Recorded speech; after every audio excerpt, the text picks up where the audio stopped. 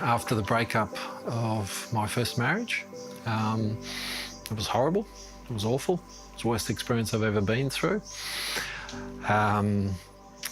I think it was an intense grief and pain and loneliness that was that really reduced life in many ways to survival. It was about, how do I get through another day?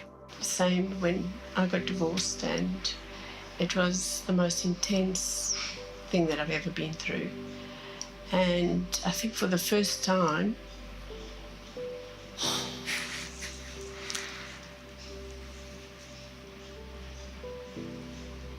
I realised what it meant that your heart can actually break.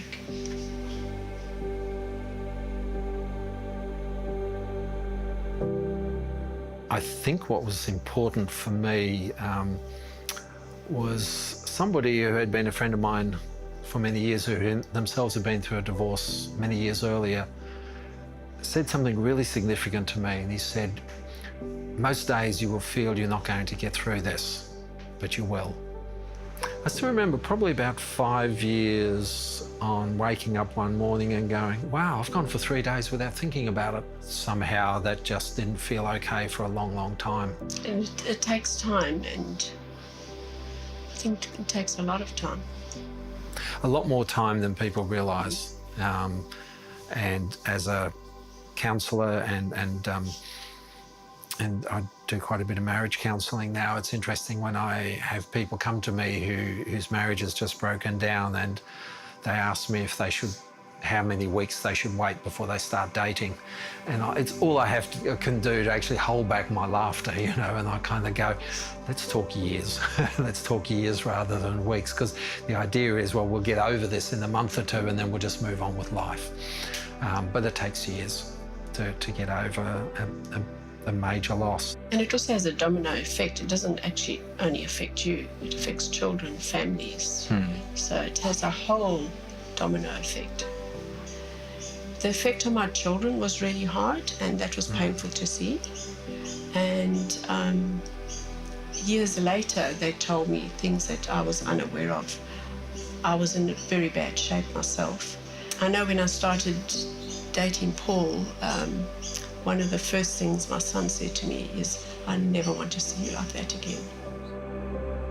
Divorce is a very intense grief. It's a very intense pain. It inevitably brings about a crisis which involves a lot of loneliness, and it's the time when we need each other in the church community more than we ever have. And I don't think we notice that until we've actually gone through it ourselves. Because I understand how hard it is and how in your face it is when you go to church on the Sabbath and everybody's sitting as a family or having a family meal, and you're not that family. And you remember you used to be. And, you know, the grief is quite overwhelming. I remember just agonising and pleading with God. And I also remember God giving me peace. I can understand why God hates divorce. I have no doubt about it. It's not good for kids, not really good for anybody. Also know that God hates cancer. God hates any kind of suffering, but it happens because we're in a broken world. Sometimes things are not going to go the way they ought to, the way we'd want them to. We're going to make mistakes. We're going to have to live with the consequences of those mistakes. And I think we're nowhere near open enough to that sort of dialogue and that conversation in the church. Just wish we could be more real about that and more open about that, and therefore minister to people who often do feel very lonely.